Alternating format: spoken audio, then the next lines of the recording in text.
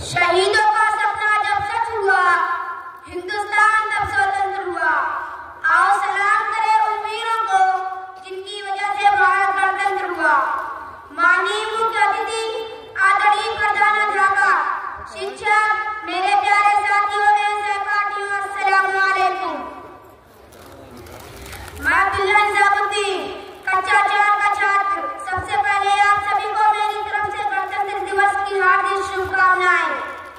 जैसा कि हम सभी जानते हैं कि आज 26 जनवरी है और हम सभी यहाँ अपने राज्य का गणतंत्र दिवस मनाने के लिए एकत्रित हुए हैं। आज भारत अपना 76वां गणतंत्र दिवस मना